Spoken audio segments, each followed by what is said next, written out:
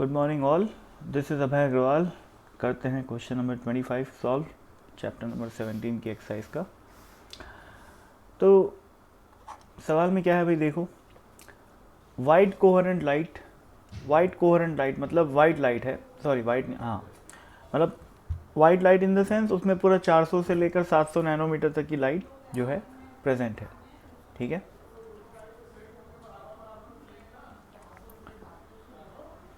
Present है और YDAC का सेटअप है ना, और दो स्लिट से पास हो रही है। ठीक है, और साथ ही साथ आगे लिखा है the separation between the slits is 0.5 mm। तो ये आपको दिख रहा होगा, दोनों स्लिट के बीच का सेपरेशन यानी कि स्मॉल डी अपने को 0.5 mm दिया हुआ है। There is a hole. अब एक स्क्रीन रखी हुई है जो 50 सेंटीमीटर दूर है, ये स्क्रीन है ना, और स्क्रीन में स्क्रीन के सेंटर से 1 mm ऊपर एक होल है। ठीक है,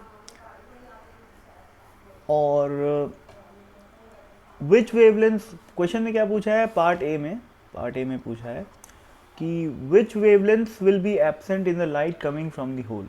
देखो भाई, अब अगर मैं दो रे बनाता हूँ, दो रे बनाते हैं अपन, जो कि एक पहली स्लिट नंबर 1 से जाके यहाँ जा रही है होल की तरफ, और दूसरी ये जा रही है। अब सोचो, इन दोनों रे में सभी वेवलेंथ की लाइट प्रेजेंट है। ठीक है ना, 400 से लेकर 700 नैनोमीटर तक की लाइट प्रेजेंट है। अब सोचो, इस होल में से कौन, अभी इस होल में से तो लाइट निकलेगी, है ना, इंटरफेयर करके निकलेगी। अब उस होल में अब पूछा क्या है कि जो लाइट उस होल से निकल रही है उसमें से कौन कौन सी वेवलेंथ एब्सेंट है।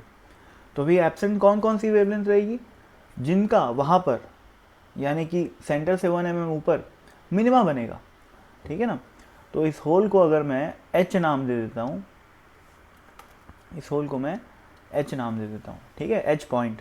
तो इस H पॉइंट में जिस जिस वेवलेंथ का मिनिमा बनेगा, ठीक है, वो लाइट यहाँ पर एब्सेंट होगी। ठीक है, तो अब सपोज करो कि ये जो दूरी है सेंटर से, इसको मैं Y बोलता हूँ। ठीक है, Y बोलता हूँ, और इस पॉइंट का जो एंगुलर पोजीशन है, इस पॉइंट H की जो एंगुलर पोजीशन है उसको मैं थीटा बोल लेता हूँ। तो हमें पता है कि इस पॉइंट H पे इन दोनों लाइट के बीच का जो पाथ डिफरेंस होता है वो क्या होता है, d साइन थीटा, है ना। और d साइन थीटा को अपन अप्रॉक्सीमेटली क्या बोलते हैं, tan थीटा। ठीक, और tan थीटा को क्या बोलते हैं अपन, y by capital D। Capital D क्या होता है, ये distance between the slits and the screen. ठीक है, तो बेसिकली ये क्या बन गया, dy बाय d। तो ये आया है इस पॉइंट पे इन दोनों रेस का पार्ट डिफरेंस। अब पार्ट डिफरेंस को मैं 2 पाई बाय लैम्डा से अगर मल्टीप्लाई करूंगा, 2 पाई बाय लैम्डा क्या होता है, k होता है, यानी कि वेव नंबर। तो पार्ट डिफरेंस इंटू k क्या देता है हमें, फेज डिफरेंस देता है, फेज डिफरेंस देता है। ठीक है ना, अब सोचो, फेज डिफरेंस पे ही निर्भर करेगा कि इस पॉइंट पे किसी लैम्डा लाइट का मिनिमा बन रहा है या मैक्सिमा बन रहा है ना भाई। तो मेरे को क्या पता है, मैं अज्यूम कर रहा हूँ कि यहाँ से लैम्डा वाली लाइट जा रही है। मैं उस पर्टिकुलर लाइट की बात कर रहा हूँ जिसका वेवलेंथ मैं लैम्डा अज्यूम किया हूँ। ठीक है, जिसका मिनिमा बन रहा है। ठीक है, तो मैं मान रहा हूँ कि पॉइंट H में लैम्डा वाली लाइट का मिनिमा बन रहा है।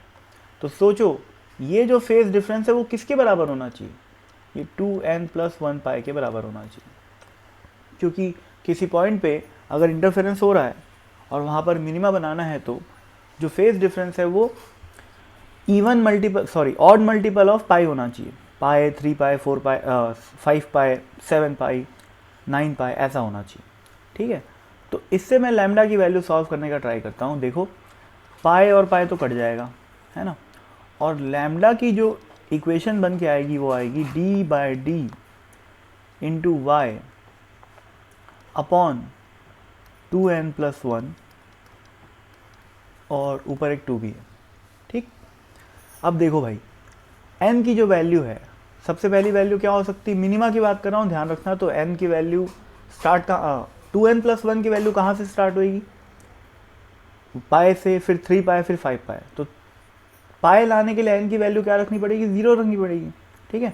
तो for n is equal to 0, for n is equal to 0 जो लैम्डा निकल के आएगा वो क्या आएगा, देखो भाई, dy2 अपॉन डी, और 2n+1 की वैल्यू क्या हो जाएगी भाई, 1 हो जाएगी। तो dy2/d आ गया, ठीक है। तो इसको मैं सॉल्व करता हूँ, वैल्यूज पुट करूँगा तो 0.5 mm है डी की वैल्यू, स्मॉल डी की वैल्यू। तो 0.5 इंटू 10⁻³ इंटू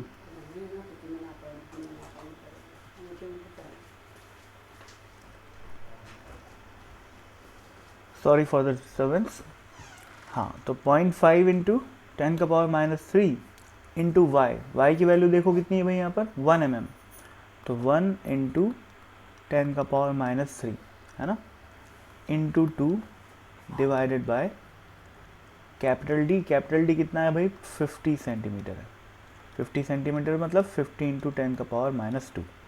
तो ये आया लैम्डा। अब इस लैम्डा को कैलकुलेट करते हैं by the use of calculator, है ना। 1 मिनट रुकिएगा।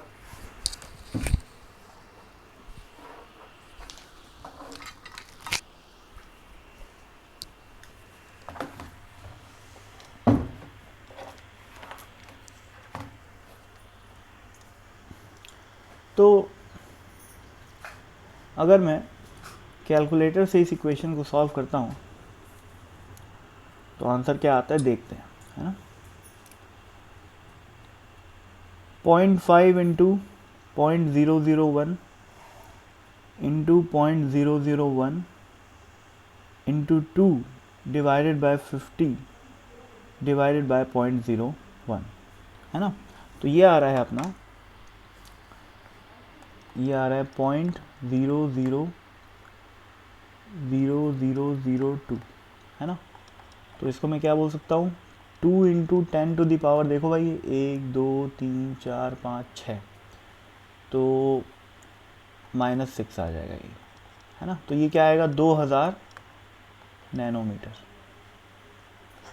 पर 2000 नैनोमीटर क्या यहाँ पर प्रेजेंट है, नहीं प्रेजेंट है, ठीक है ना। तो obviously n is equal to 0 के लिए जो अपन कैलकुलेशन किया वो गलत हो गई, ठीक है ना। यानी कि यहाँ पर जो फेज डिफरेंस है वो पाए का तो आ ही नहीं सकता, ठीक। तो अब मैं n इज इक्वल टू 1 के लिए वैल्यू पुट करके देखता हूँ। तो यहाँ पर मैं क्या रखूँगा, ब्लू कलर से करते हैं, चलो डिफरेंशिएट, या रेड से करते हैं। n इज इक्वल टू 0 की जगह में क्या रखूँगा, अब 1 रखा, ठीक है। तो यहाँ पर d के बगल में क्या आएगा, 3 आ जाएगा, ठीक। तो यहाँ पर एक 3 आ गया, यहाँ पर एक 3 आ गया, यहाँ भी 3 आएगा और यहाँ भी 3 आएगा। 2000/3 करोगे, 2000 सॉरी, तो ये आ रहा है 666.67 नैनोमीटर, ठीक है। अब देखो भाई, ये 666 नैनोमीटर की लाइट है क्या, हाँ भाई बिल्कुल है, 400 से 700 के बीच में ही है प्रेजेंट ये, यानी कि 667.67 नैनोमीटर की लाइट का क्या बनने वाला है, मिनिमा बनने वाला है। कौन से पॉइंट पे, पॉइंट एच पे। अब एचसी वर्मा में इसकी वैल्यू लमसम दे रखा है, 667 लिख दिया है इसको, है ना। लेकिन आंसर, एक्यूरेट आंसर इसका यही है, तो उसमें कोई चिंता करने वाली कोई बात नहीं है ना, यही इसका आंसर है। तो 667.67 नैनोमीटर की लाइट का यहाँ पर मिनिमा बन गया। अब मैं चेक करूँगा किसके लिए, n इज इक्वल टू 2 के लिए, है ना। तो उसको ब्लू से कर लेते हैं। n इज इक्वल टू 2 के लिए करूँगा अगर सोचो, तो यहाँ पर 2 आ गया, है ना, यहाँ पर 2 आ गया, यहाँ पर भी 2 आ गया, यहाँ पर भी 2 और यहाँ पर भी 2 आ गया, ठीक है। ये कितना आ रहा है भाई, अरे सॉरी यार, एक गलती हो गई। यहाँ पर अगर मैं n इज इक्वल टू 2 रखूँगा तो यहाँ पर 5 बनेगा, है ना भाई, यहाँ 2n+1 लिखा हुआ है ना, तो यहाँ पर क्या बनेगा, 5 बनेगा, ठीक। हर जगह 5 बनेगा, 5, ठीक है। अब 2000/400 करूँगा तो क्या आएगा, 2000/5 करूँगा तो क्या आएगा, 400 नैनोमीटर। क्या 400 नैनोमीटर इस रेंज में फॉल कर रहा है, तो हाँ बिल्कुल फॉल कर रहा है ना, स्टार्टिंग में ही फॉल कर रहा है। तो सोचो अब अगर मैं n की वैल्यू 3 रखूँगा तो लैम्डा की वैल्यू और छोटी आएगी, तो वो तो ऑब्वियसली प्रेजेंट होगा ही नहीं वहाँ पर, क्योंकि 400 से नीचे का तो लैम्डा है नहीं। तो बेसिकली आंसर अपना क्या आ गया फर्स्ट पार्ट का कि 400 नैनोमीटर और ये जो 666.67 नैनोमीटर की लाइट है उसका मिनिमा बनेगा पॉइंट एच पे। इसका मतलब ये हुआ कि ये दोनों कलर्स एब्सेंट होंगे उस लाइट से जो कि इस होल से निकल रही है। ठीक, तो ये हो गया आपका part number A. Part number B की बात करते हैं, क्या लिखा हुआ है, which wavelengths will have a strong intensity. अच्छी बात है। स्ट्रॉन्ग इंटेंसिटी का क्या मतलब हुआ कि मैक्सिमा बनना चाहिए। ठीक है, तो मैं इन सबको मिटाता हूं, मैक्सिमा बनना चाहिए, राइट है ना। मैक्सिमा बनने के लिए सोचो जो फेज डिफरेंस है वो क्या होना चाहिए, फेज डिफरेंस होना चाहिए 2n पाई, है ना भाई। ये आपको बताया था मैं, ये फेज डिफरेंस का एक्सप्रेशन बन के आ रहा है कहाँ पर, पॉइंट एच पे, है ना भाई, जिसकी इस डिस्टेंस को मैं क्या माना था, y माना था। ओके, तो ये y के टर्म्स में आपको फेज डिफरेंस का जो है एक्सप्रेशन दिखाई दे रहा है वो 2n पाई के बराबर होना चाहिए। इसमें मैं n की वैल्यू क्या क्या रखूँगा, 1 2 3 4, ताकि फेज डिफरेंस क्या है 2 पाई 4 पाई 6 पाई। ठीक है, तो सबसे पहले अपन n=1 की करस्पॉन्डिंग सॉल्व करने की कोशिश करते हैं। ध्यान रखना मैं यहाँ पर बात कर रहा हूँ मैक्सिमा की, क्योंकि मैंने 2n पाई रखा हुआ है। ठीक है, तो इसको अगर मैं सॉल्व करता हूँ तो लैम्डा की वैल्यू आएगी, देखो ये 2 पाई और ये 2 पाई तो कट जाएगा और क्या बचेगा, dy बाय डी और n। ठीक, तो अगेन d की वैल्यू क्या थी भाई, 0.5 इंटू 10 का पावर -3 इंटू वाई की वैल्यू कितनी है, 1 इंटू 10 का power -3 divided by capital D कितना है 50 इंटू 10 का पावर -2, है ना। और n की वैल्यू में क्या रखा, पहले 1 रखा, है ना। तो इसको अगर मैं सॉल्व करूँगा तो 0.5 into 0.001 into 1 into 0.001 divided by 50 divided by 0.01। ठीक है, तो इससे जो आंसर आ रहा है वो आपका 0.00001 आ रहा है, यानी कि 1 इंटू 10 का पावर -5 आ रहा है। इसका मतलब ये लिखा हुआ है कितना, सॉरी -1 2 3 4 5, हाँ 6 आएगा, 6 आएगा। इसका मतलब ये लिखा हुआ है 1000 नैनोमीटर। क्या 1000 नैनोमीटर की लाइट है यहाँ पर, नहीं है, तो ये n=1 वाला रिजेक्ट हो गया। अब मैं क्या करूँ, n=2 रख के देखता हूँ। ठीक है, तो यहाँ पर n की जगह ये 1 की जगह 2 आ गया, तो यहाँ पर क्या आ जाएगा, 1/2 आ जाएगा, बाय टू, तो क्या बन गया ये 500 नैनोमीटर।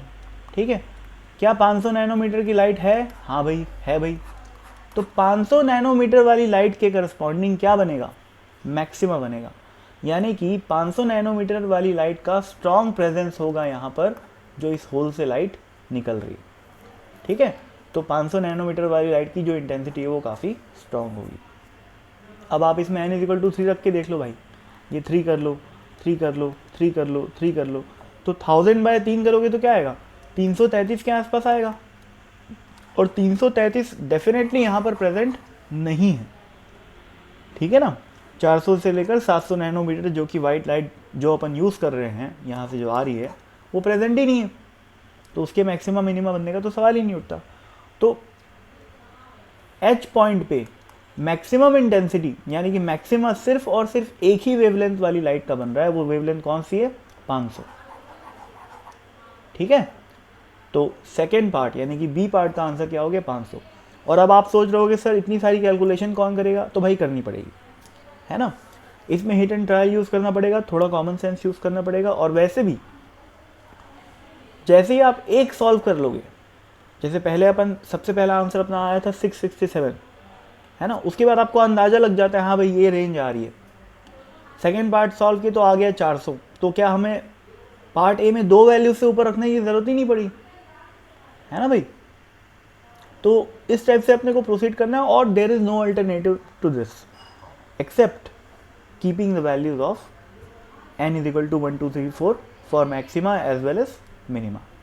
ठीक है ना भाई, तो kind of hit and trial type का ये क्वेश्चन है। हिट एंड ट्रायल तो नहीं but exactly hit and trial नहीं, but calculated hit and trial, मतलब कॉमन सेंस और कॉन्सेप्ट सब कुछ को मिला के उसके बाद हिट एंड ट्रायल करने से अपना क्वेश्चन सॉल्व हो गया। ठीक है, तो I hope with this I was able to explain you the problem, and thank you so much. Keep watching.